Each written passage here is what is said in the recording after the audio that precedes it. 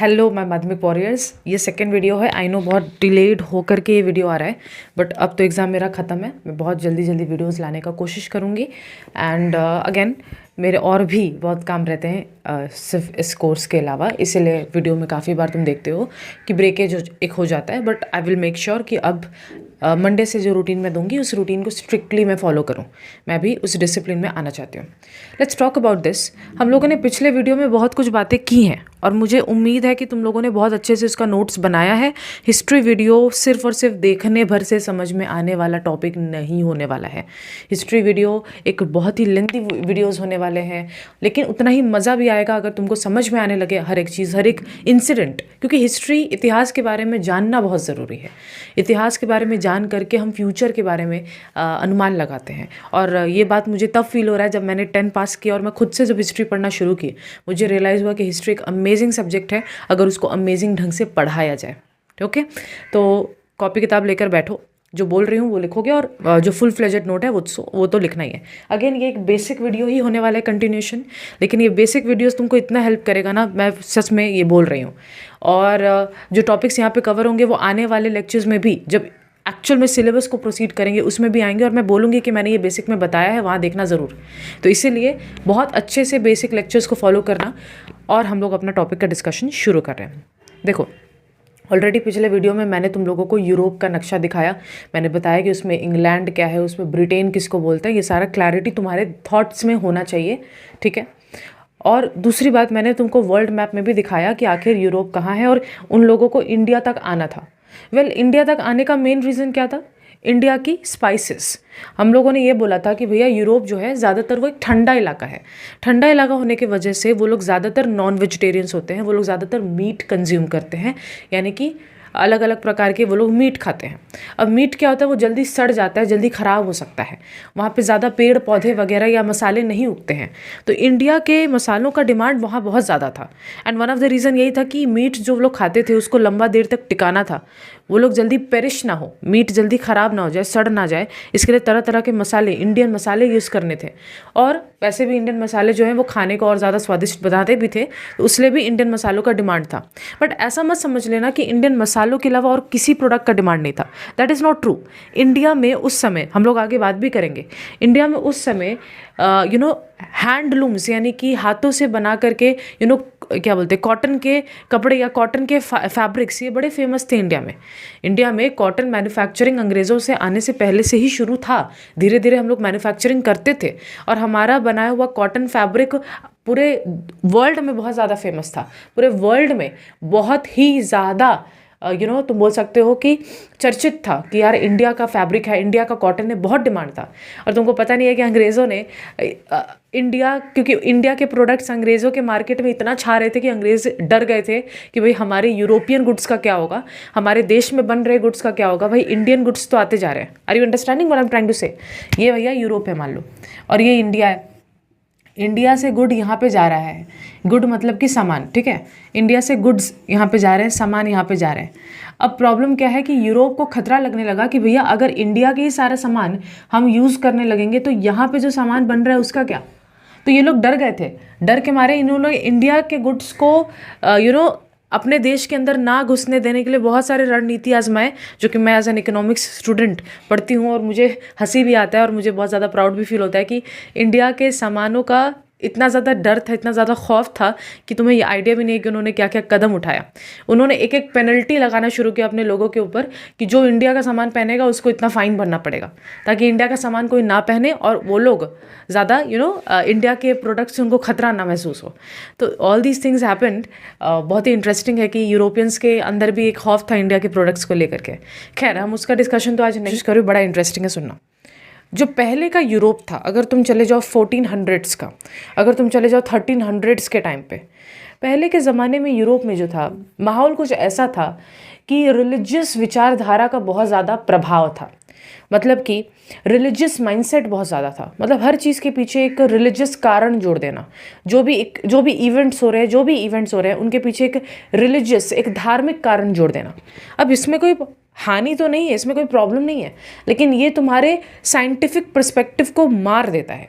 For example, अगर मैं पूछूं कि यार ग्रहण क्यों होता है, और इसके पीछे अगर हम एक स्टोरी बिल्ड कर दे कि ग्रहण मतलब एक राक्षस है जो ग्रहण मतलब एक्लिप्स, एक राक्षस है जो सन को खा जाता है, मून को खा जाता है, इसलिए ग्रहण हो जाता है। तो ये एक, क्या बोलूँ, ये एक रिलीजियस, एक धार्मिक पर्सपेक्टिव से मैंने एक्सप्लेनेशन दे दिया। ये कोई रिलीजियस एक्सप्लेनेशन, कोई एक्चुअल एक्सप्लेनेशन तो है नहीं। हम लोग आज साइंस की मदद से बिल्कुल बहुत अच्छे से जानते हैं कि एक्लिप्स या ग्रहण होने का कारण क्या है, इज़न्ट इट। लेकिन अगर हम लोग धर्म पे इतना ज़्यादा विश्वास करने लगे तो हम अपने सोचने की क्षमता को मार देते हैं। तो यही हुआ यूरोप में, कि यूरोप में स्टार्टिंग के ज़माने में धर्म का बहुत ज़्यादा प्रभाव था, लेकिन धीरे धीरे 1500s का समय जैसे जैसे आते गया वैसे वैसे धर्म को थोड़ा सा एक कॉर्नर में रखा गया और साइंटिफिक पर्सपेक्टिव का जन्म होना शुरू हुआ। न्यूटन वगैरह वगैरह, गैलीलियो, ये सारे लोगों का जो नाम हम सुनते हैं, ये इन लोगों का जन्म और इन लोगों का इन्वेंशन इतना फेमस इसीलिए हुआ, रीज़न बीइंग उस समय यूरोप एक्सेप्टिंग था कि हाँ भाई, एक साइंटिफिक पर्सपेक्टिव हम दे सकते हैं इन सब चीज़ों के पीछे। पहले अगर ये लोग ज़रा सा 200 साल या 100 साल पहले पैदा हुए होते तो भैया इन लोगों को मार दिया जाता। इतना ज़्यादा धर्म का प्रभाव था कि तुम धर्म के खिलाफ एक्सप्लेनेशन दे कैसे रहे हो, मतलब कि सब किया जो है वो भगवान ने किया है और तुम वहाँ पे एक्सप्लेनेशन नहीं दे सकते, तुम यहाँ पे अपना कारण नहीं बता सकते साइंटिफिक पर्सपेक्टिव से। तो यूरोप में एक एनलाइटनमेंट का दौर शुरू हुआ। एनलाइटनमेंट का मतलब होता है कि जागरूक होना। एनलाइटनमेंट यानी कि जानना, मतलब कि एक साइंटिफिक नज़रिए से चीज़ों को देखना कि आखिर अगर ये इवेंट्स हो रहे हैं अर्थ के ऊपर तो क्यों हो रहे हैं। तो ये क्यों का सवाल धर्म से ना जोड़ करके एक साइंटिफिक पर्सपेक्टिव से जोड़ने को हम लोग एनलाइटनमेंट बोलते हैं। और इस समय तरह तरह के इन्वेंशंस यूरोप में होना शुरू हुए और बहुत सारे बोट या शिप्स के भी इन्वेंशन होना शुरू हुआ। बोट्स, शिप्स, कॉम्पास, इन सब चीज़ों का भी इन्वेंशन होना शुरू हो गया। साइंटिफिक चीज़ें थी ये सारी। तो हुआ क्या कि लगभग समय, जो मैंने तुम लोगों को बताया भी था, कि लगभग समय था 1450s का और स्पेन से एक बोट पे सवार होकर के, एक शिप पे सवार होकर के निकलते हैं कोलंबस या निकोलस कोलंबस, जिनका नाम हम लोग बहुत बार सुने, कोलंबस नाम बोलते हैं। वे वैसे तो ये इंडिया के खोज में निकले थे, क्योंकि अगेन इंडिया के मसाले बहुत फेमस थे। तो ये एक्चुअली जानना चाहते थे कि इंडिया तक, क्योंकि देखो मैंने ऑलरेडी लास्ट डे तुमको एक्सप्लेन किया था कि इंडिया से यूरोप तक का ट्रेड बाई लैंड होता था। इंडिया से यूरोप तक का जो ट्रेड है वो बाई लैंड होता था, लेकिन बहुत सारे बोल सकते हो तरह तरह के रूलर्स जब आने लगे, खास करके टर्की का जब प्रभाव बढ़ने लगा, तो वो रास्ता, वो चैनल कट गया और जो रास्ता घुमावदार था रोड के थ्रू बाय लैंड, वो बहुत ज़्यादा खतरनाक था। इसीलिए यूरोपियंस को अब इंडिया के मसालों तक पहुंचने के लिए एक नदी का रास्ता, एक सी का रास्ता, एक वाटर बॉडी का रास्ता खोजना था। और इसीलिए कोलंबस स्पेन से निकलता है कि वो इंडिया के लिए रास्ता खोजेगा, लेकिन हम जानते हैं कि वो इंडिया का रास्ता तो खोज नहीं पाया और वो गलती से अमेरिका की ओर निकल पड़ा और इस प्रकार उसने अमेरिका का रास्ता खोज लिया। और फिर हम जानते हैं कि कैसे अंग्रेज़ों ने अमेरिका में भी कब्जा उठाया। ये भी एक मतलब जहाँ जहाँ वो गए वो कब्जा करने के, मतलब धीरे धीरे कब्जा ही कर डाला उन्होंने। तो अमेरिका में भी यूरोप का कब्जा था एक समय पे। सो ये एक हिस्टोरिक फैक्ट था। उसके बाद समय आ जाता है 1498 का, और 1498 में एक बंदा निकलता है जिसका नाम है वास्को डी गामा, है ना। वास्को डी गामा कहाँ से निकलते हैं? ये है पोर्तुगीज से, यानी पोर्तुगीज़ नहीं, सॉरी, पोर्तुगल से निकलते हैं वास्को डी गामा और ये इंडिया में आकर पहुंचते हैं। अब मैं क्या करने वाली हूँ, तुमको ये समझना होगा। मैंने लास्ट डे डायग्राम में भी इसीलिए बहुत क्लियरली, डायग्राम बोल रही हूँ, जो वर्ल्ड मैप था इसमें भी बहुत क्लियरली मैंने दिखा दिया था पोर्तुगल कहाँ है, फ्रांस कहाँ है, स्पेन कहाँ है, ये सारा मैंने दिखाया था तुमको। रीज़न यही था कि तुम जब इमेजिनेशन करोगे और वो वर्ल्ड मैप देखोगे तो तुमको क्लियर होगा कि कहाँ से लोग आखिर आए इंडिया की तरफ, ठीक है। तो ये जो था ये स्पेन से निकला था कोलंबस, लेकिन ये इंडिया तो आ नहीं पाया। अब जो सेकंड बंदे हैं जो इंडिया में आएंगे उनका नाम है वास्को ड गामा। मैं इज्जत दे रही हूँ, लेकिन ऐसा मत समझना कि मैं बहुत ज़्यादा इनका इज्जत करती हूँ इसलिए इज्जत दे रही हूँ। इट्स जस्ट दैट कि तू तड़ाका खा बोली नहीं बोलना चाहती हूँ, इसलिए थोड़ा आपको बोल रही हूँ, इनको बोल रही हूँ, अदरवाइज़ इसको भी बोल सकती हूँ। सो अब मैं क्या करूँगी, मैं पार्ट वाइज डिविजन करूँगी। हम लोग अभी स्टार्टिंग में देख लेते हैं कि पोर्तुगीज़ लोग, यानी पोर्तुगल का इन्वेजन कैसे हुआ देश के अंदर, उसका डिस्कशन करेंगे। फिर और जो कई और कंट्रीज़ इंडिया में आए और ख़ास करके जो ब्रिटिश कंपनी इंडिया में आया उसका भी। So now let's talk about Portugal invasion. Portugal के लोगों को हम लोग पोर्तुगीज़ कहते हैं, ठीक है। और ये भी यूरोपियन कंट्री को ही बिलोंग करते हैं। यूरोप में बहुत सारा कंट्री था, हम लोगों ने देखा था, पोर्तुगल भी उनमें से एक छोटा सा कंट्री था जहाँ से कुछ लोग आते हैं इंडिया की तरफ। हम लोग पार्ट बाय पार्ट करेंगे इसको, और मेरे तरह तुम भी बुलेट पॉइंट्स में लिखना, ठीक है, मेरे तरह। वैसे मैं इसका नोट्स दूंगी। अच्छा, तुम ये बोल सकते थे ये तो बेसिक्स है, तो इससे डायरेक्टली हमारे सिलेबस में तो कोई लिंक नहीं है, तो अगर मैं इसको आपका जो आप जो नोट्स देंगे इसको अगर कॉपी में ना लिखूं तो चलेगा क्या? चलेगा। इसमें इतना ज़्यादा मैं नहीं तुमको बोलूँगी कि तुम कॉपी करो, बट अगर तुम्हारा इच्छा है और तुमको लगता है नहीं मैं तो एकदम फ्रेश, एकदम अच्छे से, क्लास 10 है मेरा, बहुत इंपॉर्टेंट है, मुझे अच्छे से नोट्स बनाना है, मेरे को बुक से भी ज़्यादा अच्छे से लिखना है, पढ़ना है, तो फिर मेरा भेजा हुआ नोट्स को कॉपी कर लेना।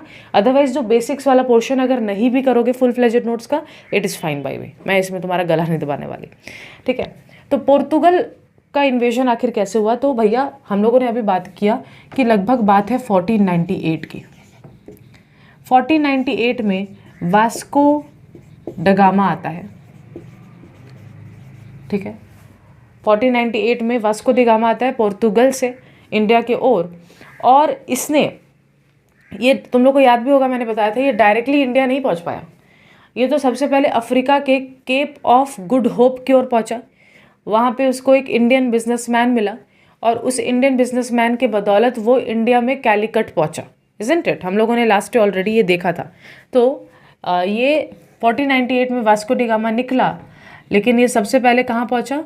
ही रीच्ड, तो मैं ऐसे शॉर्ट में लिख रही हूँ, reached Cape of Good Hope. Cape of Good Hope पहुंचा साउथ अफ्रीका में। लेकिन हम लोग जानते हैं कि वहाँ पे with the help of Indian businessman वो कहाँ पहुँच गया? इंडियन बिजनेसमैन की मदद से वो पहुँच गया यहाँ पे इंडिया में।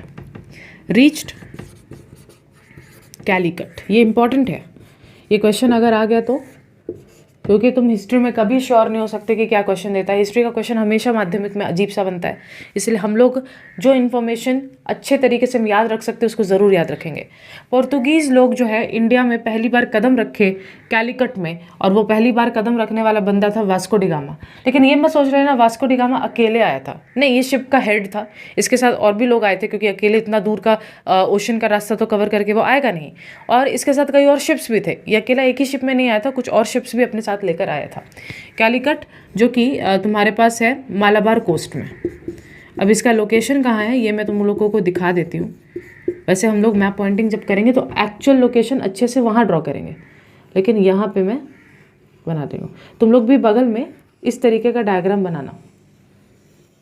दीदी इतना करेक्ट नहीं बन पाया तो नहीं बन पाया, चलेगा ना, लेकिन मैं ज्योग्राफी में तुम लोगों को बना बना के सिखा दूँगी, तो उसका कोई चिंता नहीं है। इस हिस्ट्री में भी तुम लोगों को हेल्प मिल जाएगा इससे। तो ये मालाबार कोस्ट है, ये बेसिकली इस कोस्ट को हम लोग मालाबार कोस्ट बोलते हैं, और इसी के ये कैलीकट में पहली बार कदम रखता है।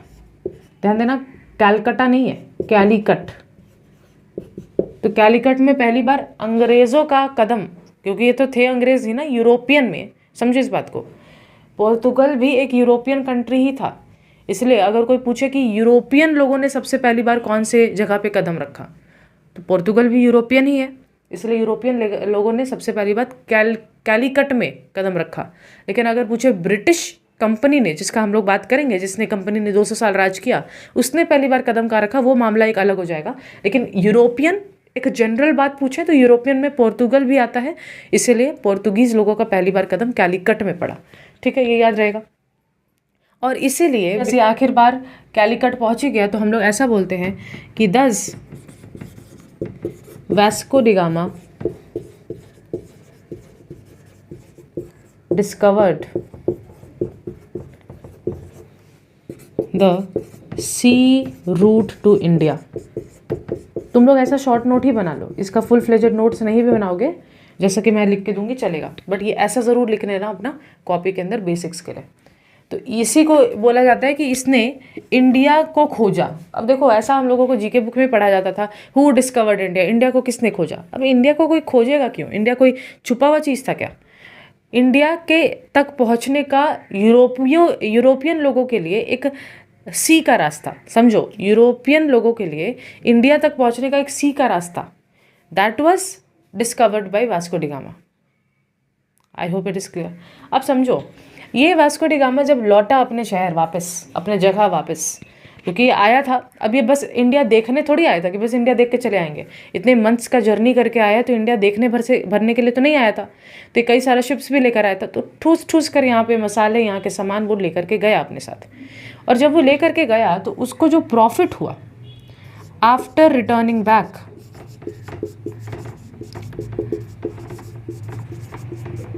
he earned a profit of 60 times। समझो इस बात को भैया, समझो। इंडिया तक आया ये यूरोपियन वास्को डी गामा, मैं यूरोपियन बोल के कंफ्यूज नहीं करना चाहती। अब समझो, इंडिया तक आया ये पोर्तुगीज़ इंसान वास्को डी गामा, अपने साथ कई शिप्स लेकर आया था, कई खर्चे भी हुए उसके आने में ऑफ कोर्स। लेकिन इंडिया से जब वो सामान ठूस ठूस के भर के लेके गया और वहाँ यूरोप में, वहाँ पोर्तुगल में जा कर के उसने बेचा, तो जो प्रॉफिट उसने कमाया वो उसके पूरे खर्चे का 60 गुना ज़्यादा मुनाफा कमाया उसने। मतलब मान लो, मैं एकदम समझाने के पर्सपेक्टिव से बोल रही हूँ कि वो पोर्तुगीज़ इंसान जब आया, वास्को डी गामा जब आया इंडिया की ओर, तो मान लो उसको आने जाने का टोटल मिला के खर्च जो हुआ, आने जाने का टोटल मिला के जो खर्च हुआ वो 100 रुपये था। जब वो वहाँ पहुँचा और उसने सारा सामान बेचा तो उसको 60 गुना प्रॉफिट हुआ। 60 गुना मतलब 6000 का प्रॉफिट। मतलब आने जाने में कुल मिला के अगर 100 रुपये खर्च हुआ है तो उसको जो सामान वो लेकर गया था अपने साथ, वो उसको 60 गुना प्रॉफिट देता है, 6000 रुपया। भाई लोग पगला गए, लोग बोले माय गुडनेस, इतना सारा प्रॉफिट। और इसीलिए फिर शुरू हुआ धड़ाधड़ अगले पोर्तुगीज़ लोगों का आना वापस से शुरू हो गया कि भैया इंडिया तो बहुत ज़्यादा हम लोगों को पैसा कमा के दे सकता है। मतलब वो लोग लालच, वो लोग मतलब उनके मुंह से सलाइवा टपकने लगा कि भैया इंडिया में तो बहुत ज़्यादा पैसा है, इंडिया तो बहुत ज़्यादा हमें कमा के दे सकता है, हम तो अमीर बन जाएंगे। और इस पर्सपेक्टिव से वास्को डी गामा के बाद लाइन लग गई अलग अलग कंपनीज़ का, अलग अलग लोगों का, जो इंडिया में आकर के इंडिया के सामान खरीद के लेकर जाना चाहते थे और वहाँ उस मार्केट में बेच करके खूब पैसा कमाना चाहते थे, नोट के गड्डियों पे सोना चाहते थे। ठीक है, बट ये मैं समझ लेना कि वास्को डी गामा बस एक बार इंडिया आया, ऐसा नहीं है। वास्को डी गामा दोबारा इंडिया आएगा, यहाँ पे गया 60 गुना, क्योंकि लालच इंसान को बस एक बार आने के लिए थोड़ी मजबूर करेगा। अब वो आता जाएगा, तो सेकंड टाइम भी वो इंडिया में आता है, उसका भी डिस्कशन हम करेंगे। यहाँ तक देखो एकदम अच्छे से क्लियर होना चाहिए। तो कहाँ आया पहली बार? कैलिकट, मालाबार कोस्ट में। ये मालाबार कोस्ट है और जिसको केरला कोस्ट भी बोलते हैं, ज्योग्राफी में हम लोग पढ़ेंगे। और क्या बोलते हैं 1498 में निकला था और ये बोला जाता है कि इसने डिस्कवर किया सी रूट टू इंडिया। और जो वो रिटर्न करता है उसने अपने पूरे खर्चे के ऊपर, आने जाने का टोटल खर्चा के ऊपर 60 गुना 60 टाइम्स प्रॉफिट कमाया। Okay, now let's talk about the second time that he entered India. दूसरी बार जब वो इंडिया आए 102 में, Vasco comes for the second time। Second time वो आता है 1502 में, और इस बार वो आता है और इंडिया में एक फैक्ट्री स्टैब्लिश करता है कोचीन में। इंडिया में कोचीन में वो एक फैक्ट्री स्टैब्लिश करता है। अब मैं कुछ एक सवाल पूछूंगी तुमसे, बहुत इंपॉर्टेंट है, ध्यान से सुनना। हम लोग यहाँ पे जब आगे डिस्कशन आज करेंगे भी, बहुत बार हम लोग फैक्ट्री का नाम लेंगे, बट क्या मतलब है फैक्ट्री से? हम लोग क्या समझते हैं? क्या ये आज वाला फैक्ट्री जैसा है कि जहाँ पे कारखाना होता है, जहाँ पे कुछ बन रहा होता है? नहीं, एक्चुअली में ये जब हम लोग फैक्ट्री बोलते हैं तो हम लोग यहाँ पे स्टोर हाउस का बात करते हैं। अब ये क्या होता है ज़रा समझना। अब ये लोग इतना दूर का महीनों भर का सफ़र तय करके आ रहे हैं, कोई फ्लाइट तो था नहीं, आ रहे हैं ये लोग महीनों भर का सफ़र करके शिप से। तो इनको एक इलाका चाहिए, और अकेले नहीं आते थे, झुंड में आते थे। तो इनको एक इलाका चाहिए होता था जहाँ पे अपना बस्ती बसाएं, और बस्ती बसा करके यहाँ पे ये लोग अपने झुंड के साथ रहेंगे। इंडिया के डिफरेंट कोने से सामान खरीद खरीद के यहाँ इकट्ठा करेंगे, गोडाउन बेसिकली यहाँ इकट्ठा करेंगे। और ज़्यादातर ये जो लोकेशन होगा ये नदी के किनारा होगा, सो दैट यहाँ से फिर सामान उठा के लोड करके शिप में वापस लेकर जा सकें। तो बेसिकली एक ऐसा जगह चाहिए जहाँ पे ये सारे के सारे लोग आराम फरमाएं कुछ दिनों के लिए, जब तक ये सामान इकट्ठा करेंगे। सामान इकट्ठा करने के बाद ये लोग लोड करके अपने देश लेकर जाएंगे। तो इस लोकेशन को, इस स्टोर हाउस को हम लोग फैक्ट्री का नाम देते हैं, ठीक है। इट्स नॉट दैट कि मैं इसका नाम फैक्ट्री दे रही हूँ, हिस्ट्री के बुक्स में ही इसको फैक्ट्री का नाम दिया जाता है। हालांकि ये अपने आप में फैक्ट्री नहीं है, कोई कारखाना नहीं है, ये अपने आप में बस एक स्टोर हाउस है जहाँ पे ये अंग्रेज बिताएंगे अपने दिन और यहाँ पे अपना सारा कलेक्टेड सामान को इकट्ठा करेंगे। Is it fine? देखो देखो बताओ सारी। तो जब सेकेंड टाइम ये आया, तो सेकेंड टाइम ये आया कोचीन में, और कोचीन में आने के बाद यहाँ पे इसने अपना फर्स्ट फैक्ट्री बिल्ड किया। और ये कोचीन का लोकेशन कहाँ है? कोचीन का लोकेशन है यहाँ, ठीक है, कोचीन, कोचीन का लोकेशन है। तो फर्स्ट फैक्ट्री बिल्ड हो गया। अच्छा, और क्या इन्फॉर्मेशन है? अब देखो इस बात को समझना, इसके बाद कई और लोग आए, पोर्तुगीज। वास्को डी गामा के आने के बाद कई और पोर्तुगीज लोग आए। हम लोग सबका बात तो नहीं कर सकते क्योंकि हमारा सिलेबस उस हिसाब का नहीं है कि हम लोग उसके बारे में डिटेल में बात करें, तो हमको जो इम्पोर्टेंट बातें हैं वही करनी है। इसके बाद जो इम्पोर्टेंट पर्सन आता है वो है 1505 में आसपास, जिसका नाम है फ्रांसिस्को डी अल्मीडा। इतना इन लोग का फैंसी नाम होता है ना, फ्रांसिस्को डी अल्मीडा। मैं खुद ही फंबल हो जा रही हूँ। अब ये समझो, ये भी उसी इरादे से आया था कि ट्रेड करेंगे इंडिया में वगैरह वगैरह। इसमें इंपॉर्टेंट बात समझो, ये बड़ा आगे तक पहुंचा हुआ इंसान था। इसने सोचा कि यार अगर हम लोग इंडिया के जो अरेबियन सी है, इंडियन ओशन है, तुम लोग अगर जानते हो मैप देखोगे तो ये जो बगल का जो सी है पूरा का पूरा पानी का इलाका, इसको अरेबियन सी बोलते हैं। और फिर यहाँ से खुला मैदान में इंडियन ओशन है, ठीक है। सी इतने छोटे इलाके तक के बोलते हैं, उसके बाद इंडियन ओशन को ही बोलते हैं उसको। तो इसने सोचा कि यार अगर हम लोग अरेबियन सी या इंडियन ओशन में कब्जा कर लिए ना, मतलब कि हम लोग यहाँ पे कई जगह पे अपना अगर मिलिट्री फोर्सेस को तैनात कर दिए, तो भैया इससे होगा एक मस्त काम कि कोई और इंडिया में घुस ही नहीं पाएगा ट्रेड करने के लिए। हम लोग आराम से शिप में लोड करेंगे, निकल पड़ेंगे, और हमारा मिलिट्री यहाँ पे तैनात होगा, तो कोई और शिप आ ही नहीं पाएगा किसी और देश का। हम अकेले, इसके लिए इकोनॉमिक्स में भी मतलब हिस्ट्री इकोनॉमिक्स जो भी बोलना चाहो, इसमें एक शब्द होता है जिसको बोलते हैं मोनोपॉली। मोनोपॉली मतलब हमारा इकलौता अधिकार होगा, हमारे अलावा और कोई यूरोप का कंट्री नहीं आ सकता जो इसमें ट्रेड करेगा, सिर्फ पोर्तुगीज़ लोगों का राज होगा। और इसलिए इसने क्या किया, इसने एक पॉलिसी चलाया जिसको बोला जाता है blue water policy. Blue water policy के तहत ये किसी और को एक बेसिकली एक कार्ड होता था, उस कार्ड के अलावा और किसी भी लोगों को, जैसे समझो, ऐसा मत समझ लेना कि यूरोपियंस जो ये पोर्तुगीज़ लोग आ रहे, इसके अलावा कोई इंडियन ट्रेडर नहीं था जो बाहर जाके ट्रेड करता था। इंडियन ट्रेडर्स भी बाहर जाके ट्रेड करते थे, लेकिन उनको पहले किसी की परमिशन लेने की ज़रूरत नहीं पड़ती थी। अपार्ट फ्रॉम मुगल एम्पायर जो कि उस समय रूल कर रहा था इंडिया में, उस समय इंडिया में जो रूल चल रहा था वो मुगल एम्पायर का रूल चल रहा था। तो अपार्ट फ्रॉम मुगल एम्पायर, तो ये समझना होगा कि इन लोगों को किसी चीज़ की परमिशन लेने की ज़रूरत नहीं थी। लेकिन अब जब इसने ब्लू वाटर पॉलिसी लॉन्च कर दिया, तो अब इंडियंस को भी अगर ट्रेड करना है तो उनको परमिशन लेना पड़ता था इन अंग्रेज़ों से। बताओ, अपने ही ज़मीन पे थे, अपने ही खुला राज था, लेकिन अब इन लोगों ने ऐसा फोर्सेस तैनात कर दिया, ऐसा पॉलिसी चला दिया कि आप बिना वो परमिशन लिए ट्रेड नहीं कर सकते। तो समझो, इसने ब्लू वाटर पॉलिसी तैनात की जिसके वजह से ये चाहता था कि ये खुद व खुद अकेले पूरा का पूरा इंडियन ओशन के ऊपर कब्जा कर पाए, ताकि कोई और कंट्री यहाँ पे आके ट्रेड ना कर पाए, बिजनेस ना कर पाए। ट्रेड मतलब बिजनेस। तो नो अदर कंट्री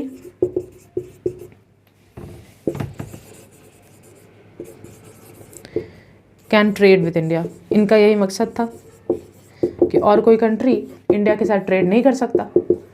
अब ज़रा समझो इसमें क्या हुआ। लगभग ये सब चलता रहा और बात आ गई 1510 की।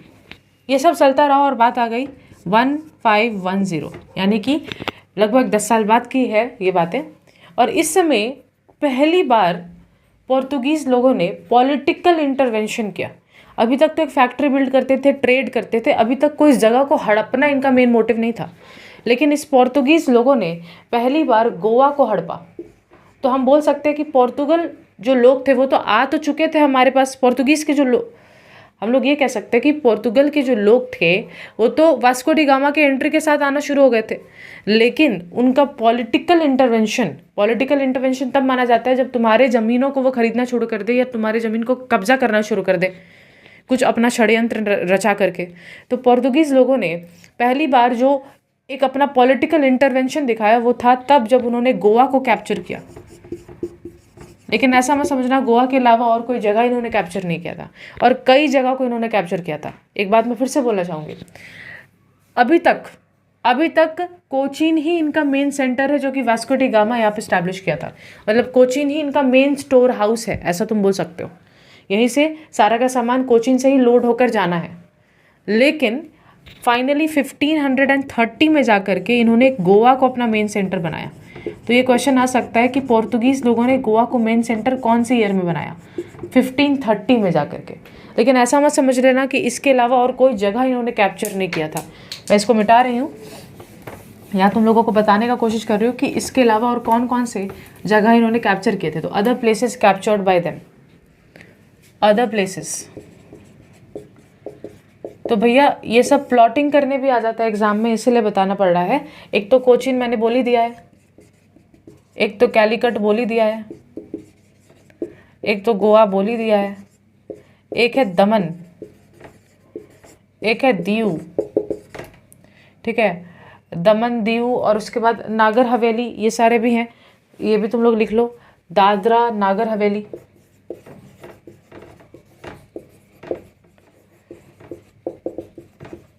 ये सारे कॉमन लोकेशंस और भी हैं छोटे छोटे, लेकिन हमको इतना याद नहीं रखना। ये सारे कॉमन लोकेशंस हैं जो कि उन्होंने कैप्चर किया।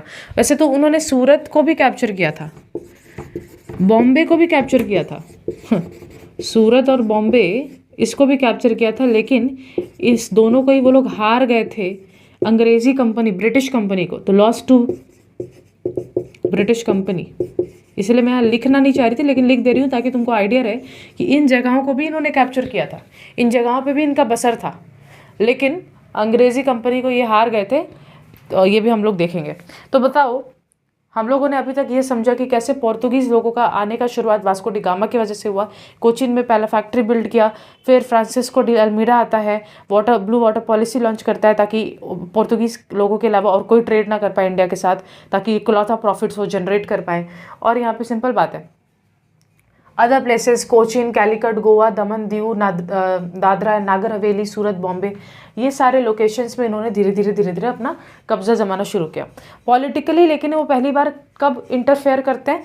जब वो गोवा को कैप्चर करता है 1510 में, लेकिन गोवा को मेन सेंटर ये लोग 1530 में बनाता है। अब तुम्हारे दिमाग में एक क्वेश्चन आना चाहिए कि जब ये सब चल रहा था और इस समय मुग़ल लोगों का रूल था, तो आखिर मुग़लों को कोई प्रॉब्लम नहीं हुआ क्या कि आखिर ये बाहर के अंग्रेज़ आके कैप्चर करते जा रहे छोटे छोटे लोकेशंस में, तो मुग़लों को पावर, मतलब ये कोई प्रॉब्लम नहीं हुआ इस बात पे? तो देखो समझो, मुग़ल तो मेन सेंटर पे था, आसपास का जो लोकेशन था वहाँ पे इतना ज़्यादा अवेयरनेस नहीं था कि चल क्या रहा है। काफ़ी समय के बाद अवेयरनेस मिला, काफ़ी समय के बाद पता चला।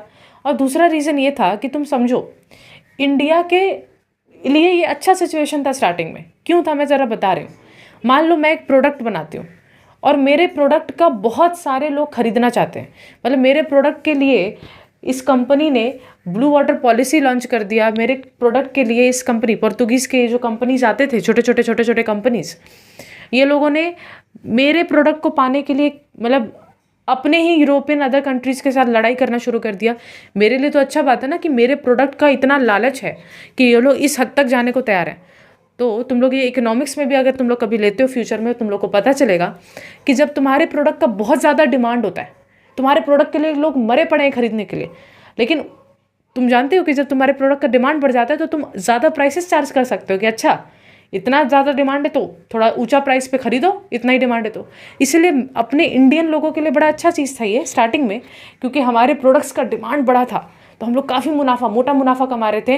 भैया India one of the richest country था उस समय का, इतना हम लोग पैसा कमाते थे एक्सपोर्ट कर करके इन सामानों को दूसरे कंट्रीज़ को बेच के। लेकिन हम जानते हैं कि धीरे धीरे सिचुएशन कैसे बदलता है, that we are aware of, और हम और जानेंगे अपने हिस्ट्री के इस पूरी जर्नी में। ओके तो अभी तक हम लोगों ने पोर्तुगल इन्वेजन देख लिया है। Now let us proceed and talk about Dutch invasion, उसमें ज़्यादा कुछ नहीं है, उसका भी एक पॉइंटर डिस्कस करके आगे बढ़े। अब देखो एक छोटा बात बता दूँ, वैसे मैंने पोर्तुगीज़ लोगों का मिटा दिया है, लेकिन मैं छोटा सा ड्राइंग दिखाना चाहती हूँ जहाँ पे पोर्तुगीज़ लोगों का कब्जा था, क्योंकि मैप करेंगे तो हेल्प मिलेगा। तुम लोग भी ये लिखना ज़रूर। तो मैंने ऑलरेडी बोला कैलिकट, कोचीन, ये सब तो था ही। यहाँ पे एक लोकेशन है दीव, ये मैप में आया हुआ भी है माध्यमिक में। फिर यहाँ पे है दादरा एंड नागर हवेली। बॉम्बे और सूरत भी था, लेकिन वो लोग तो वो हार गए थे, तो उसका हम नहीं लिख रहे। दादरा एंड नागर हवेली, ठीक है। ये कुछ लोकेशन है पोर्तुगीज़ लोगों का कब्जा था। डच इन्वेजन का बात कर ले, एक ही पॉइंट है, इसके बारे में ज़्यादा हमें पढ़ना ही नहीं है। डच लोग जो थे, वो डच उन लोगों को बोला जाता है जो नीदरलैंड या हॉलैंड्स के निवासी हैं। तुम लोग नीदरलैंड और हॉलैंड को मैप में देख चुके हो, मैं दिखा चुकी हूँ। वहाँ के रहने वाले लोग और वहाँ से आने वाले लोगों को हम लोग डच बोलते थे, और ये लोग भी इंडिया के ऊपर कब्जा किए थे। अगेन वही मसालों का लालच, अगेन इंडिया के चीज़ों का लालच, इंडिया के चीज़ों को पकड़ के उसको खरीद करके महंगे दाम पे यूरोप में लेकर जाके बेचना, यही मेन मकसद था। और लगभग 1606 में वो लोग मसूलीपट्टनम, जो कि यहाँ पे कहीं आता है, इतना मार्किंग करने का ज़रूरत नहीं है, मसूलीपट्टनम में ये लोग अपना फैक्ट्री बिल्ड करते हैं। अगेन फैक्ट्री का मतलब वो स्टोर हाउस से है। लेकिन तुम लोग ये बात डाइजेस्ट करो कि लगभग 1500s में पोर्तुगीज़ लोग पहुँच चुके हैं और धीरे धीरे फैक्ट्री बिल्ड करना शुरू कर दिया। लगभग 100 साल बाद एक दूसरा कंट्री आ रहा है और स्टैब्लिश कर रहा है। तो समझो 100 साल तक ये पोर्तुगीज़ लोग इंडिया के ज़मीन पर अकेले मोटा मुनाफा कमाए हैं, अकेले बहुत कुछ प्रॉफिट कमाया है अकेले। सवाल आता है दीदी कैसे हो गया ये 100 साल तक, आखिर कोई और कंट्री क्यों नहीं आया? क्योंकि मैंने बताया कि ब्लू वाटर पॉलिसीज़ और कितने सारे तरह तरह के लोगों ने पॉलिसी लगा रखे थे, जिसके वजह से और कोई कंट्री आने से पहले ही लड़ाई करना पड़ता था पोर्तुगीज़ लोगों से, और लड़ाई में बहुत सारे कंट्रीज़ के शिप डूब जाते थे, मर जाते थे लोग, और वो लोग इंडिया में आ ही नहीं पाते थे। तो ये लोगों ने 100 साल तक इंडिया के ज़मीन पर अकेला राज किया है कंपनी सेंस में, और खूब प्रॉफिट कमाया है। तो बहुत बड़ी बात होती है किसी भी कंट्री के लिए, ऑफ कोर्स। लेकिन ऑफ कोर्स हमारे इंडिया को बहुत ज़्यादा लूटा है इन पोर्तुगीज़ लोगों ने भी, तो इनका बहुत ज़्यादा अच्छा योगदान हमारे देश में नहीं रहा है। यू वुड नॉट बिलीव कि इन लोगों का इतना तक रणनीति था पोर्तुगीज़ लोगों का, कि ये लोग क्या चाहते थे कि इंडिया में अपने तादाद को, अपने पॉपुलेशन को बढ़ाना चाहते थे। और अपने पॉपुलेशन को बढ़ाने के लिए ये लोगों ने कहा था कि पोर्तुगीज़ लोगों को इनवाइट करते थे कि आप लोग पोर्तुगल छोड़ करके इंडिया में आ जाओ, किसी इंडियन औरत से शादी कर लो और यहाँ पे अपना परिवार बढ़ाओ और यहाँ पे पोर्तुगीज़ लोगों को फैलाओ। तो that is the way that they wanted to expand, कि भैया हम एक्सपैंड करते हैं, यहाँ पे भी अपना कॉलोनी बनाना शुरू कर देते हैं। कॉलोनी का मतलब क्या होता है हम लोग थोड़ी देर बाद भी समझेंगे, लेकिन ये भी बहुत ज़्यादा राक्षसों से कम नहीं थे हमारे देश के लिए। ओके, सो ये हमारा सही हम लोगों ने देख लिया कि डच इन्वेजन में कुछ ज़्यादा पढ़ना नहीं है। डच उन लोगों को बोलते हैं जो नीदरलैंड और हॉलैंड के निवासी हैं। 1606 में ये लोग मसूलीपट्टनम में आकर के अपना पहला फैक्ट्री डाले, दैट्स इट। और इन लोगों को बहुत ज़्यादा समय ये लोग इंडिया में नहीं बिता पाए, ये लोग थोड़े वीक भी थे और बाकी कंपनीज़ के सामने ये लोग टिक नहीं पाए। अब हम आएंगे हमारे सबसे ज़्यादा इंतज़ार किया हुआ टॉपिक के ऊपर, अंग्रेज़ों का इन्वेजन। अंग्रेज़ मतलब ब्रिटिश इन्वेजन का बात करते हैं। सो अब हम लोग बात करते हैं इंग्लिश या ब्रिटिश इन्वेजन के बारे में। I hope you are very well aware, हम लोगों ने ऑलरेडी बात किया है कि जब हम लोग ब्रिटेन बोलते हैं तो हम लोग इसमें इंग्लैंड, स्कॉटलैंड और वेल्स को शामिल करते हैं। मैंने बताया है, मैंने डायग्राम में दिखाया भी है, ये पता होना चाहिए। तो जो एक्चुअल में कंपनी आता है इंडिया में वो इंग्लैंड का था, लेकिन हम जानते हैं कि इंग्लैंड तो ब्रिटेन का ही पार्ट था ना। मैं फिर से बोल रही हूँ, ब्रिटेन के अंदर इंग्लैंड, स्कॉटलैंड, वेल्स था। तो एक्चुअल में जो कंपनी का हम अब बात करना शुरू करें वो इंग्लैंड का कंपनी था। बट अगर हम ब्रिटेन बोल दे तो कुछ गलत नहीं होगा, क्योंकि इंग्लैंड अपने आप में तो ब्रिटेन का ही पार्ट था ना। फॉर एग्जाम्पल, अगर मैं बोलूँ कि यार मैं तो वेस्ट बंगाल की रहने वाली हूँ, और अगर मैं बोलूँ मैं तो इंडियन हूँ, तो बात तो एक ही हुआ ना, क्योंकि जो वेस्ट बंगाल का रहने वाला वो तो ऑटोमेटिकली इंडिया का हो ही गया। इसीलिए कि जो इंग्लैंड का रहने वाला है, जो इंग्लैंड से आएगा, और अल्टीमेटली ब्रिटेन से ही आ रहा है बोल देंगे, क्योंकि ब्रिटेन का ही पार्ट था इंग्लैंड। इसलिए दोनों में शब्द में ज़्यादा कोई अंतर नहीं है, लेकिन हालांकि ज़मीनी फ़र्क ज़रूर है। इंग्लैंड एक छोटा जगह है और इंग्लैंड, स्कॉटलैंड, वेल्स तीनों को मिला के ब्रिटेन बनता है। आई hope you understand this, because इसका हम लोगों ने बात किया है। अब लगभग बात है 1599 की, वेरी वेरी वेरी इंपॉर्टेंट। लगभग बात है 1599 की। एक मर्चेंट का ग्रुप, मर्चेंट हम लोग बिजनेसमैन को बोलते हैं, लगभग कई 50 मर्चेंट्स होंगे, उनके ग्रुप को मर्चेंट ग्रुप, उसका नाम था, अब नाम थोड़ा बड़ा है, समझना है इसको, बहुत अच्छा इतिहास है ये मतलब अच्छा मतलब समझने में अच्छा है, वैसे इंडिया के लिए कोई अच्छा इतिहास तो था नहीं। तो एक मर्चेंट का ग्रुप है, बड़ा नाम है, इसलिए देख कर यहाँ पे लिख रही हूँ, governor and company, governor and company of merchants of London, of merchants of London trading into the east.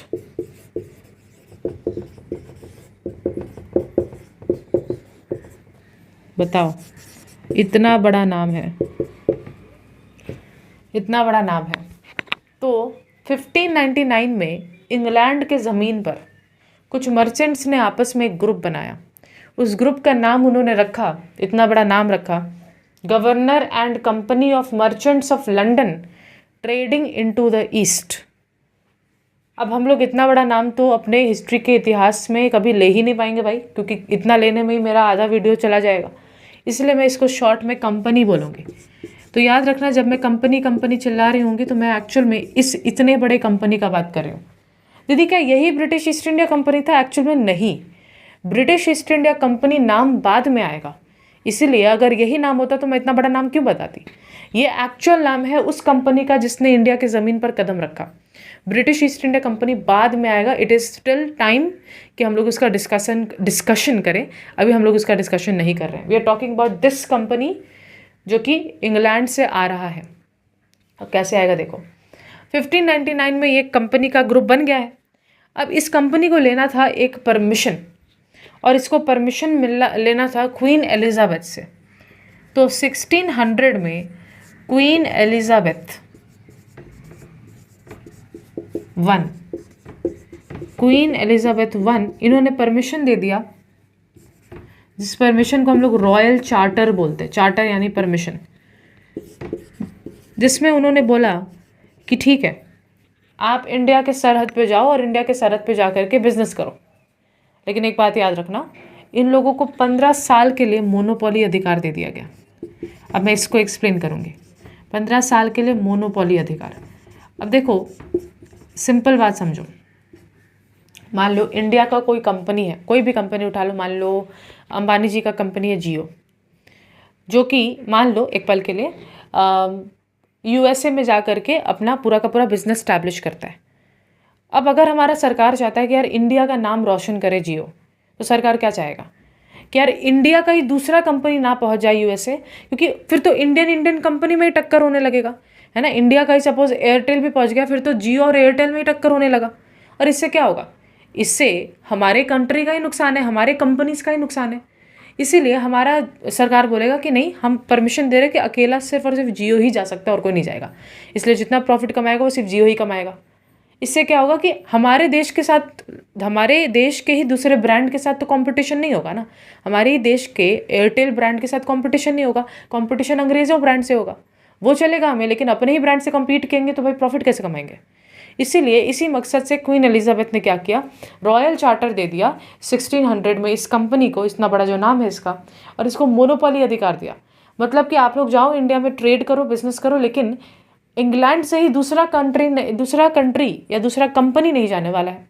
England से ही दूसरा कंपनी आपके साथ नहीं जाएगा इन 15 सालों में। 15 साल के लिए आपको इंडिपेंडेंट अधिकार दे रहे, 15 साल में जाकर के आपको जितना ट्रेड करना है करो, आपके अलावा इंग्लैंड से कोई दूसरा कंपनी नहीं आ रहा है। हाँ, बाकी स्पेन, फ्रांस ये सब से आएगा तो वो तो हमारा जिम्मेदारी नहीं है, लेकिन इंग्लैंड से हम नहीं भेज रहे।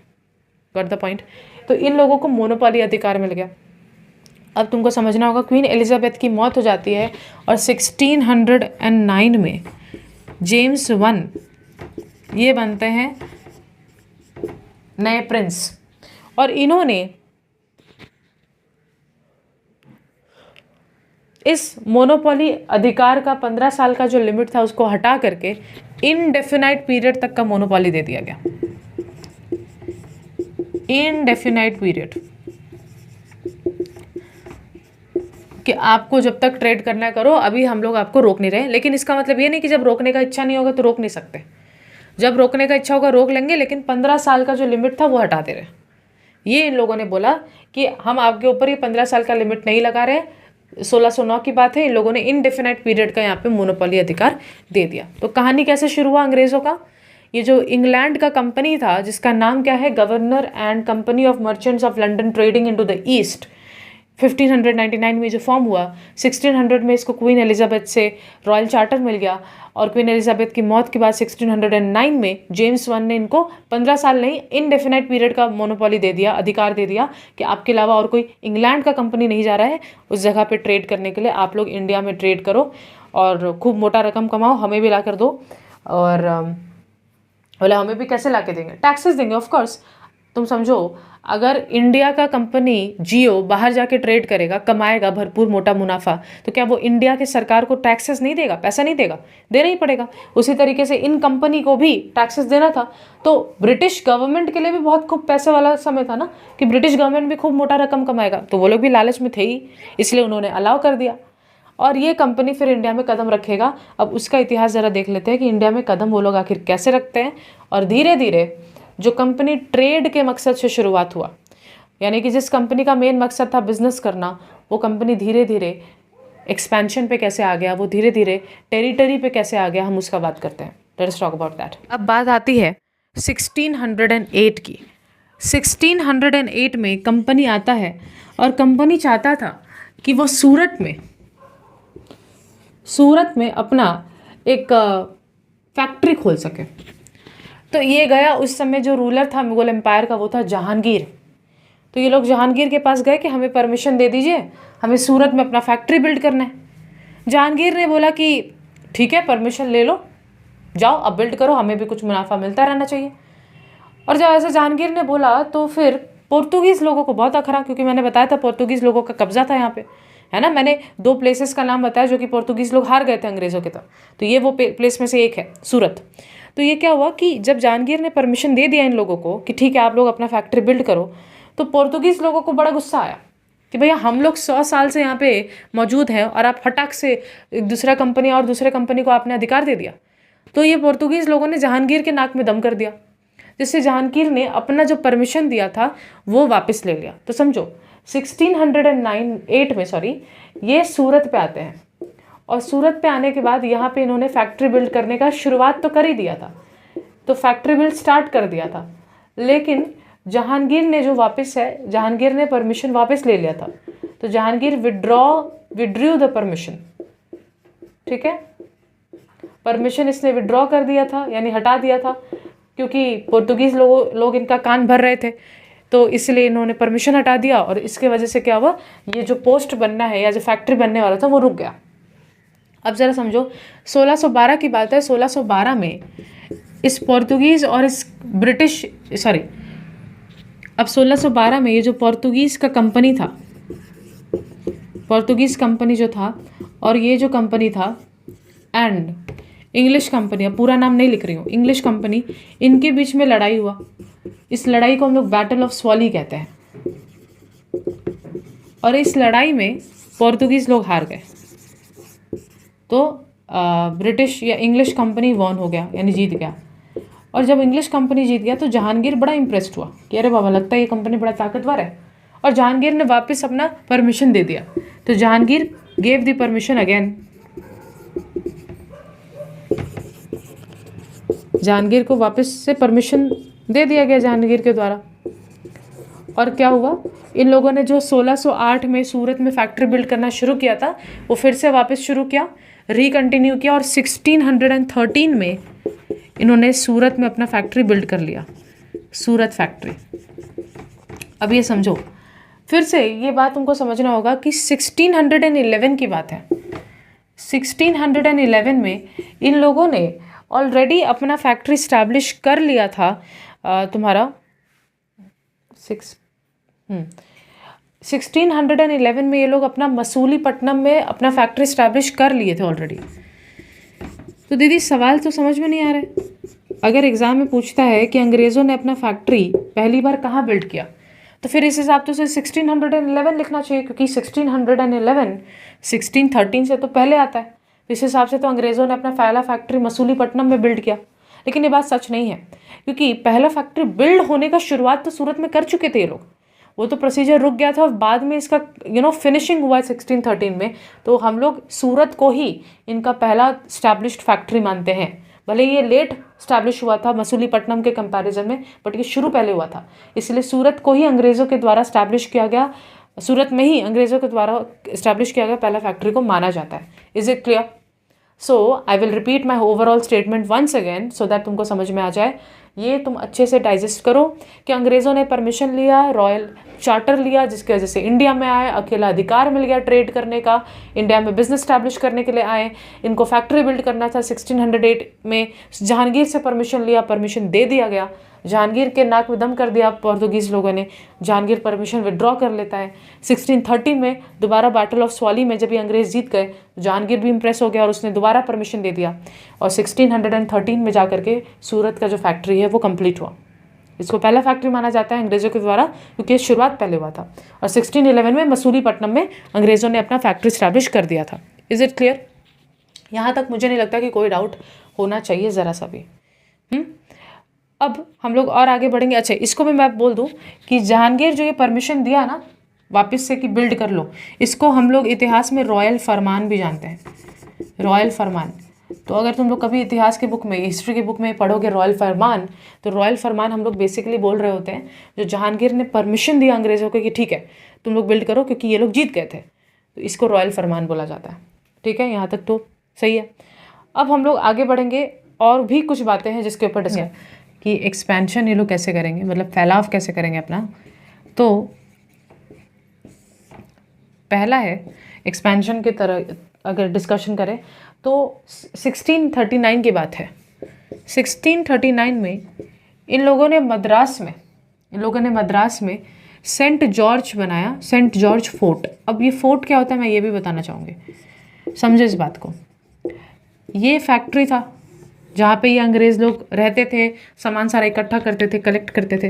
लेकिन यहाँ पे चोरी का भी खतरा था, यहाँ दूसरे कंपनीज चोरी भी कर सकते थे, मार धाड़ हो सकता था, लड़ाई झगड़ा हो सकता था, फाइट हो सकता था, क्योंकि ये कंपनीज का आपस में तो बनता नहीं था। तो ये लोग क्या करते थे, अपने इस फैक्ट्री के इर्द गिर्द किला बनाने लग जाते थे। किला मतलब बड़े बड़ी ऊंची ऊंची दीवारें, ठीक है, जिससे कि ये लोग का ये एरिया प्रोटेक्टेड रहे। ऊंचा ऊंचा दीवार होगा तो प्रोटेक्टेड रहेगा। अब इसके लिए परमिशन लेना ज़रूरी होता है, क्योंकि तुम दूसरे के ज़मीन पे जाके किला बना रहे हो। जस्ट थिंक अबाउट इट, अपना एक पूरा का पूरा ढांचा बना रहे हो, वहाँ के रूलर को ये बात पसंद नहीं आएगा। लेकिन अंग्रेज़ों ने सेंट जॉर्ज में किया, सेंट जॉर्ज में इन्होंने अपना किला बनाया और इस तरीके से उनका पहला किला तैयार हुआ। तो फर्स्ट फोर्ट बना Saint George, first fort Saint George बना मद्रास में फर्स्ट फोर्ट बना सेंट जॉर्ज। अब ज़रा एक और सुनना। सेकेंड बात था, इनको बॉम्बे मिल गया। मैंने बताया था ना बॉम्बे पोर्तुगीज़ का टेरिटरी था जो कि ये हार गए थे। तो ये कैसे हारे थे पोर्तुगीज़, सूरत का कैसे हारे वो तो देख लिया हम लोगों ने बैटल ऑफ स्वाली में। बॉम्बे ये लोग कैसे हारेंगे, जो पोर्तुगीज़ लोग थे वो बॉम्बे का कब्जा कर चुके थे, लेकिन ये अंग्रेज़ों को कैसे मिलेगा ये ज़रा समझो। जो इंग्लैंड का जो प्रिंस था, इंग्लैंड के प्रिंस का शादी करवा दिया गया पोर्तुगल के प्रिंसेस से। पोर्तुगल की रानी का शादी करवा दिया गया इंग्लैंड के प्रिंस के साथ, यानी कि प्रिंस अब प्रिंस की हो गई, मतलब प्रिंसेस अब प्रिंस की हो गई। अब बदले में दहेज देना था, तो दहेज के रूप में पोर्तुगीज़ लोगों ने बॉम्बे दे दिया। थिंक अबाउट इट, दहेज के रूप में इन लोगों ने एक दूसरे कंट्री का ज़मीन दे दिया कि अरे पोर्तुगीज़, मतलब उन लोगों ने बोला पोर्तुगीज़ लोगों ने कि भैया हमारा तो बॉम्बे में कब्जा है ही, आप ले लो दहेज के रूप में बॉम्बे आपका हुआ। तो इस प्रकार दहेज के रूप में मिला था इनको बॉम्बे। तो ये भी लिखना होगा हमें। ये कब की बात है, 1661 की बात है। तो 1661 में गॉट बॉम्बे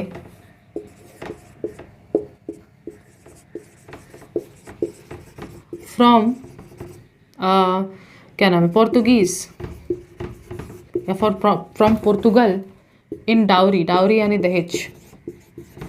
समझ रहे हो। तो दो लोकेशन तो कैप्चर कर लिया, साउथ भी ले लिया इन लोगों ने, यहाँ पे एक्स्टैब्लिशमेंट बिठा लिया, यहाँ पे बॉम्बे भी ले लिया, इंडिया का वेस्ट। अब देखो क्या होगा, लगभग 1636 की बात है, लगभग 1686 की बात है। 1686 में अब ये लोग यहाँ पे भी बंगाल में भी काफ़ी जगह पे अपना ट्रेडिंग पोस्ट खोल रहे थे। ठीक है, और ये खोल चुके थे।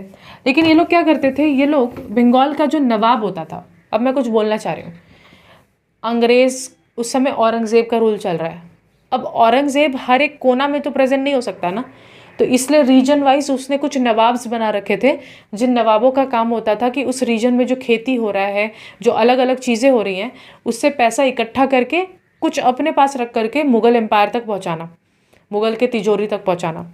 तो यहाँ पे नवाब हुआ करते थे रीजन वाइज, जहाँ जहाँ मुग़लों का राज था वहाँ वहाँ नवाब रहा करते थे, जिनका काम था रेंट कलेक्शन, टैक्स कलेक्शन, और ये अपना अपना कुछ भी पैसा रख करके वापस मुग़लों को दे देते थे। तो लगभग बात है 1686 की, जहाँ पे देखा गया कि ये अंग्रेज़ लोग खुद बहुत ज़्यादा नाक पे चढ़ना शुरू कर दिए। ये अंग्रेज़ लोग टैक्सेस नहीं देते थे, रेंट नहीं देते थे, फाइट होता था। नवाब को ये लोग बहुत कम आंकते थे, नवाब को गाली गलौज बकते थे, नवाब का इंसल्ट करते थे। तो नवाब को ये बात पसंद नहीं आया कि टैक्सेस नहीं दे रहे, हमारे ज़मीन पे काम कर रहा है, फ्री में काम कर रहा है।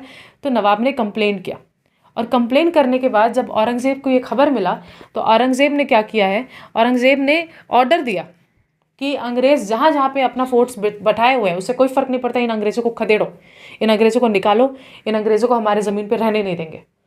तो समझो इस बात को, किस्सा कहाँ से शुरू हुआ, 1686 की बात है, जब अंग्रेज़ और बंगाल का जो नवाब था उनके बीच में कुछ फाइट्स होने लगे, और ये खबर मुग़ल एम्परर औरंगज़ेब तक पहुंचा, और औरंगज़ेब ने ऑर्डर दिया कि इन अंग्रेज़ों को जगह जगह से खदेड़ो, इनका कोई ज़रूरत नहीं है, इनको नहीं रहना होगा, ये हमारे ज़मीन पे।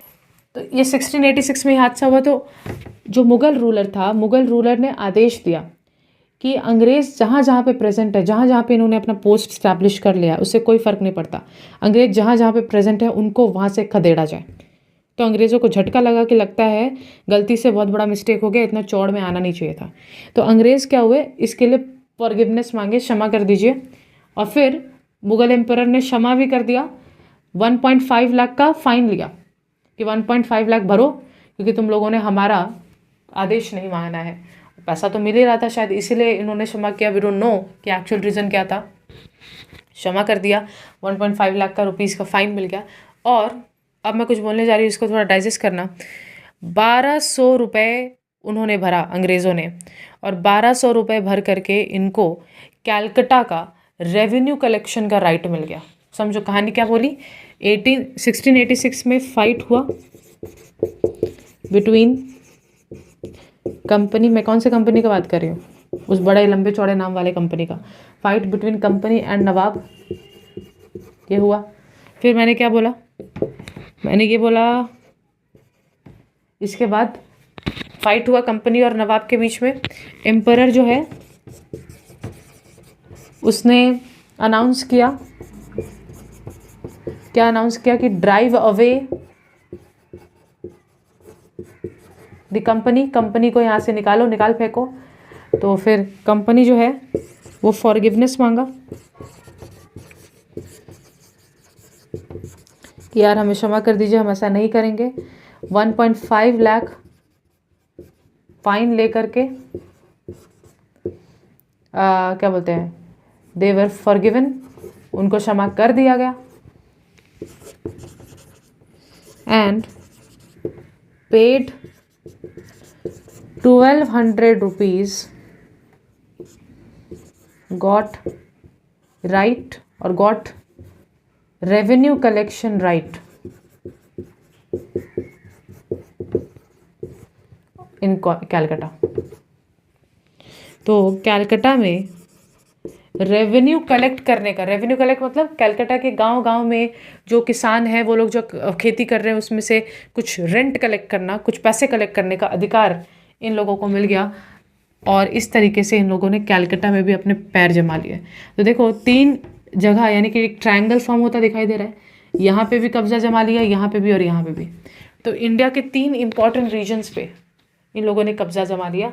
ये यहाँ एक और चीज़ यहीं पे मैं बोलना चाहूँगी कि ये लोग को जो कैलकाटा का रेवेन्यू कलेक्शन राइट मिला, फिर ये लोगों ने 1696 में कैलकाटा में 1696 में कैलकाटा में फोर्ट विलियम बनाया। ध्यान देना, फोर्ट विलियम कॉलेज नहीं बोल रही हूँ, फोर्ट विलियम मतलब वही फोर्ट बना लेना, किलाबंदी कर लेना। फोर्ट विलियम यहाँ पे स्टैब्लिश किया 1696 में। ठीक है, ट्रेड करने के लिए, बिजनेस करने के लिए फोर्ट विलियम का स्टैब्लिशमेंट हुआ 1696 में कैलकाटा में। वही कैलकाटा के अपने इलाकों में इन्होंने आसपास फोर्ट बनाना शुरू कर दिया और उनमें से एक था फोर्ट विलियम। ठीक है, तो इस तरीके से 3 लोकेशंस में इन्होंने फोर्ट बना बना के अपना कब्जा जमा लिया है और इन लोगों का हाथ पैर और मजबूत होता चला जा रहा है। ठीक है, तो देखो 1600 एंड ये लोग 8 में अपना सूरत में आ गए, फैक्ट्री बिल्ड करना शुरू किया, वो सब कहानी हम लोगों ने देखा। हम लोग अब बात कर लेते हैं कि क्या हुआ। तो अभी भी हम लोग इंग्लिश या फिर ब्रिटिश इन्वेजन ही बता रहे हैं। ठीक है, इन लोग का तो इतिहास बहुत ज़्यादा बड़ा है, हम लोग तो अपने सिलेबस के हिसाब से ही बता रहे हैं इसको। तो ब्रिटिश या इंग्लिश इन्वेजन का बात कर रहे हैं, अभी समझना ज़रूरी है, इसको अच्छे से समझ लेना। क्या बोलने जा रही हूँ, 1707 में औरंगज़ेब की मृत्यु हो गई। तो औरंगज़ेब जो है वो तो गया, औरंगज़ेब डाइड। ठीक है, अब उसके बाद later the rulers were politically weak. तो बाद में जो रूलर्स आए वो बहुत ज़्यादा स्ट्रॉन्ग नहीं थे, बहुत ही वीक रूलर्स आते गए। Aurangzeb was the last strong Mughal emperor, ऐसा तुम बोल सकते हो। अब हम लोग को नाम जो याद रखना है उसी का बात करेंगे। तो लगभग ये जो कहानी आगे बढ़कर आ रहा है, ये बात है 1717 का। 1717 में जो रूल चल रहा था, मुगल एम्परर फारूक शायर का रूल चल रहा था। फारूक शायर, ठीक है, फारूक शायर का रूल चल रहा था। और फारूक शायर जो था उसको इम्प्रेस करना बड़ा आसान था। तो अंग्रेज़ लोग क्या करते थे, अंग्रेज़ लोग कंपनी जो था, वो जो पूरा का पूरा कंपनी, वो सेंड करता था, use to send many gifts उसको इम्प्रेस करने के लिए। तो ये तो पहले ही खुश था, तो ये तो पहले ही हैप्पी था। साथ के साथ फारूक शायर को कोई शरीर पे कोई बोलते नहीं है दाना हो जाना या कोई जानलेवा कुछ टाइप का बीमारी हो गया था फारूक शायर, जिस बीमारी को हैड अ डेडली इन्फेक्शन, ऐसा टाइप का बोल दो, जिस इन्फेक्शन को ठीक किया, वॉज क्योर्ड बाय, इसको ठीक किया। अंग्रेज़ों में एक सर्जन था, ये जो अंग्रेज़ आते थे ये कंपनी, इनमें एक सर्जन था जिसका नाम था विलियम हैमिल्टन। विलियम हैमिल्टन जो था उसने इस बीमारी को ठीक कर दिया। अब फारूक शायर तो भैया उसके दिल में जो अंग्रेज़ों को लेकर के प्यार था वो तो और उमड़ आया कि भाई मेरा तो जानलेवा बीमारी, इन्फेक्शन इसने ठीक कर दिया। तो जिसके वजह से अब क्या होगा ज़रा ये देखना, जिसके वजह से इतना इम्प्रेस हो गया कि इसने इम्प्रेस हो करके कंपनी को राइट दे दिया कि वो बिना पैसे दिए ट्रेड करे बंगाल में। मतलब सोचो इतना खुश, मतलब खुशी में ज़्यादा अंदाज नहीं हो जाना चाहिए। ये बात इससे सीखने को मिलेगा कि फारूक शायर ने ही gave the company the right to do tax free trade, भाई साहब, इन बंगाल। अब दीदी बंगाल माने आज का बंगाल नहीं, बंगाल मतलब जो आज का करंट जो वेस्ट बंगाल का पोर्शन, या आज का जो बंगाल माने आज जो बंगाल का पोर्शन दिख रहा है, मतलब वेस्ट बंगाल और बांग्लादेश को भी ले ही लेना साथ में, क्योंकि बांग्लादेश उस समय बटा नहीं था ऑफकोर्स। उस समय का बंगाल का पोर्शन, बिहार का पोर्शन और उड़ीसा का पोर्शन, इतने बड़े इलाके में और इतना ज़्यादा मतलब रिच इलाके में टैक्स फ्री ट्रेड करना, मतलब समझ रहे हो कि आप यहाँ के ज़मीनों से पैसा कमाओ। समझो इस बात को, हमारे इंडिया के ज़मीनों से जो भी सामान खरीद रहे हो, उस सामान को आपको अपने कंट्री में लेकर जाने के लिए हमको कोई टैक्स देने की ज़रूरत नहीं है। मतलब तुम सोच के देखो दीदी, मतलब समझ में नहीं आ रहा आप क्या बोलना क्या चाहती हैं। मतलब ये है कि मान लो आज यूएस का कोई कंपनी आता है, हमारे ज़मीन से बहुत कुछ खरीद के लेकर जा रहा है, तो हमारे सरकार को टैक्स देता है ना। क्यों देता है दीदी? क्योंकि वो हमारी ज़मीन से खरीद के लेकर जा रहा है। लेकिन इस कंपनी को राइट मिल गया कि वो बंगाल जैसे इस बड़े रिच इलाके से चीज़ें खरीद कर लेकर जाए और मुग़ल एम्परर्स को कोई टैक्स देने की ज़रूरत नहीं है। बाबा रे बाबा, इस कंपनी के तो भैया जैसे पर निकल आए। ये कंपनी तो इतना ज़्यादा खुश होगा कि भाई साहब मतलब एक डेडली बीमारी ठीक करके हम लोगों को ये इतना बड़ा अधिकार मिल जाएगा, सोचा भी नहीं था।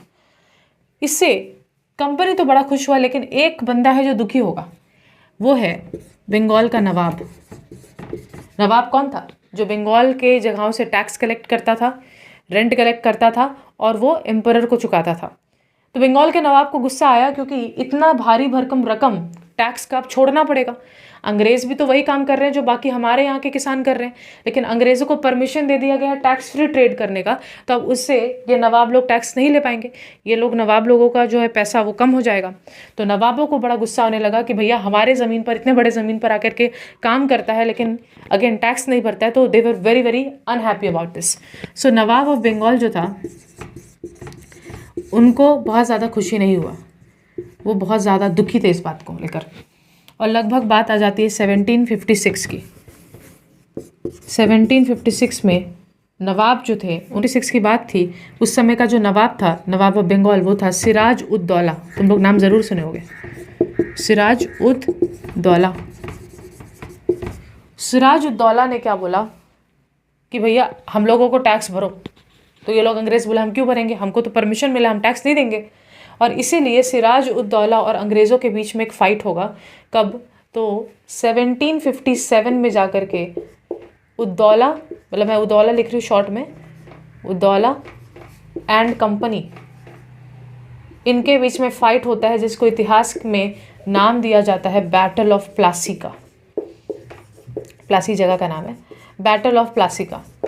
1757 में बैटल ऑफ प्लासी अंग्रेज़ों के द्वारा किया गया पहला बैटल एक मुग़ल एम्परर के साथ, या मुग़ल रूलर के साथ, ऐसा बोल सकते हो, नवाब के साथ, जिसका नाम है बैटल ऑफ प्लासी। अब ज़रा समझो, इस बैटल ऑफ प्लासी में एक तरफ उद्दौला था और एक तरफ कंपनी था, और कंपनी में भी जो हेड था उसका नाम था रॉबर्ट क्लाइव। ये लोग जानते थे कि ये लोग बल से तो नहीं जीत सकते, क्योंकि मुग़ल एम्पायर बड़ा स्ट्रांग था, तो ये लोग मिलिट्री वाइज तो नहीं जीत सकते, लेकिन कैसे जीतेंगे? बल से नहीं तो छल से सही, चीट करके जीतेंगे। तो रॉबर्ट क्लाइव ने क्या किया, उद्दौला का जो पूरा का पूरा मिलिट्री था, उस मिलिट्री हेड में एक बंदा था जिसका नाम था मीर जाफ़र। तो रॉबर्ट क्लाइव ने क्या किया, मीर जाफ़र के साथ कांटेक्ट बनाया और उसको लालच दिया कि एक काम करना, तुम्हारे तरफ से जब उद्दौला का टीम आएगा हमसे लड़ने के लिए, तुम मीर जाफ़र, तुम तो मिलिट्री हेड हो, तुम क्या करना, तुम आधे आर्मी को कहीं और लेकर चले जाना। तो एक छोटा सा आर्मी के खिलाफ हम कंपनी के लिए लड़ना बहुत आसान हो जाएगा और हम बंगाल को जीत जाएंगे। और जीतने के बाद तुमको क्या मिलेगा? जीतने के बाद तुमको बंगाल का नवाब बनाएंगे। सिराज उद दौला का नामो निशान हट जाएगा, सिराज उद दौला को हम लोग जान से मार डालेंगे और तुमको हम लोग यहाँ पे बनाएंगे अपना नवाब। मीर जाफ़र को भी लालच आया कि अरे वाह, मैं एक मिलिट्री की पोजीशन से नवाब के पोजीशन पे आऊँगा, मोटा रकम कमाऊँगा, और वो भी अग्री कर जाता है।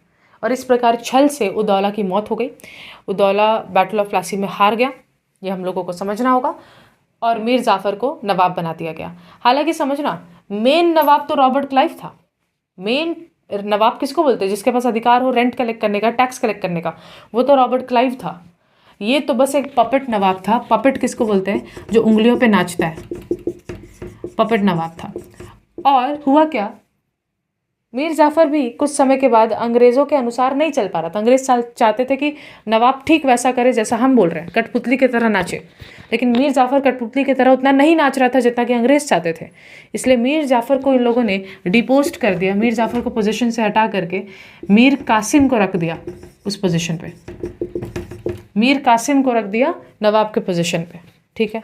तो इस प्रकार बैटल ऑफ प्लासी में अंग्रेज़ों की जीत हुई, अंग्रेज़ों का पोजीशन स्ट्रांग हुआ, बंगाल में अधिकार एक मिल गया। बंगाल जैसा क्षेत्र, इतना बड़ा इलाका क्षेत्र, उसमें इसको लोगों को परमिशन मिल गया, मतलब परमिशन क्या, इन लोगों ने जीत लिया। मीर कासिम को नवाब बनाया, लेकिन ये भी एक पपेट नवाब ही था।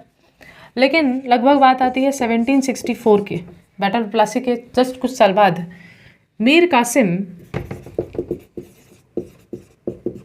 शाह आलम टू, मीर कासिम शाह आलम टू और एक और शाह आलम टू और शुजा उद्दौला, शुजा उद्दौला।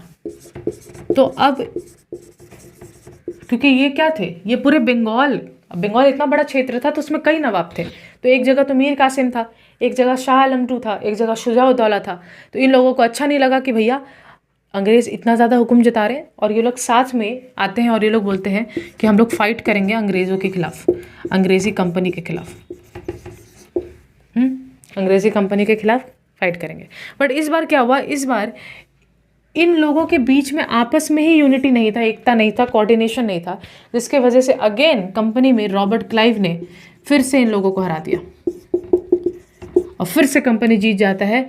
और इसी को बोला गया इतिहास में फेमस बैटल ऑफ बक्सर।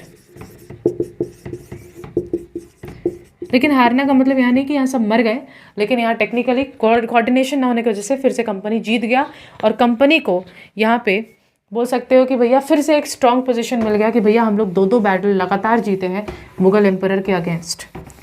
और अब होगा फेमस, जिसको हम बोलते हैं इलाहाबाद ट्रीटी। ये इंपॉर्टेंट है। इलाहाबाद ट्रीटी क्या था? तो बैटल ऑफ बक्सर में हार गया, तो इलाहाबाद ट्रीटी में 1965 में शाह आलम टू और कंपनी के बीच में एक ट्रीटी, एक समझौता साइन हुआ। ट्रीटी यानी समझौता, Shah Alam to and company के बीच में एक समझौता साइन हुआ, जिस समझौता में ये बोला गया कि ये कंपनी को खुद अब रेंट कलेक्शन का अधिकार मिल रहा है, दीवानी राइट्स मिल रहा है बंगाल, बिहार और उड़ीसा से रेंट कलेक्ट करने का। दीवानी राइट्स यानी रेंट कलेक्शन राइट। समझो, मैं नवाब हूँ, दीवान हूँ, जिसका मतलब है मैं रेंट कलेक्ट कर सकती हूँ लोकेशन से, फार्मर से, जो भी है। हम लोग आगे भी बात करेंगे। इस कंपनी को रेंट कलेक्शन का अधिकार मिल गया, यानी मोटा रकम कमाने का अधिकार मिल गया। पहले क्या होता था? पहले भैया समझो इस बात को, you have to understand this. जब बैटल ऑफ प्लासी हुआ और मीर जाफ़र को बना दिया गया था, तो उसमें क्या हो रहा था? मीर जाफ़र रेंट कलेक्ट करता था, रेंट कलेक्ट करने के बाद कुछ हिस्सा कंपनी को दे देता था और कुछ हिस्सा मुगल एम्परर को दे देता था, मेन एम्परर जो है, और उसके बाद कुछ हिस्सा अपने पास रखता था। लेकिन कंपनी चाहता था कि इस नवाबी सिस्टम को हटाओ और डायरेक्ट हम नवाब बन जाए, ताकि हमको किसी और में बंटवारा न लेना पड़े, हम ज़्यादा से ज़्यादा प्रॉफिट निचोड़ सकें। और इसीलिए बैटल ऑफ बक्सर जीतने के बाद इलाहाबाद ट्रीटी जब साइन हुआ, तो इन लोगों को बंगाल, बिहार, उड़ीसा जैसे क्षेत्र में दीवानी राइट्स मिल गया, यानी रेंट कलेक्शन का राइट मिल गया। अब ये लोग मोटा पैसा कमा सकते हैं और बहुत सारा पैसा खुद के पास रखेंगे और बहुत कम पैसा इन लोगों को मुगल एम्परर तक देना पड़ेगा। This was the Allahabad treaty. अब अगले वीडियो में हम लोग और भी चर्चा करेंगे कि ओके, तो मैं इसको सेकंड का ही पार्ट बना देती हूँ। मेरे को लगता है मैंने ज़्यादा कुछ लंबा शूट नहीं किया, तो ये सेकंड का ही पार्ट रहेगा। हम लोग अगले लेक्चर में अब डिस्कस करेंगे जो वो लोगों ने परमानेंट सेटलमेंट वगैरह लेकर आए, क्योंकि ये सारा डिस्कशन हम लोग जो भी आगे सिलेबस होगा उन सब में करेंगे, इसलिए ये वाला टॉपिक्स भी अच्छे से हो जाना चाहिए। अगर तुम लोगों ने ये 4 लेक्चर एटलीस्ट अच्छे से देख ले, जिसमें हम लोगों ने लैंड रेवेन्यू सिस्टम्स, कैसे ये लोग ट्राइबल कम्युनिटीज़ को यहाँ पे उनका हक छीनेंगे, कैसे पीजेंट्स का हक छीनेंगे, तो तुमको चैप्टर 3 भी समझ में आएगा कि कैसे उन लोगों ने ट्राइबल कम्युनिटीज़ को लूटा, कैसे हम लोगों का धर्म परिवर्तन के पीछे उन लोगों ने बहुत ज़्यादा अपने कदम उठाए। वो सारा चीज़ तुमको समझ में आएगा। यहाँ तक अच्छे से इसको लिख लेना। Will talk about it, we will meet again.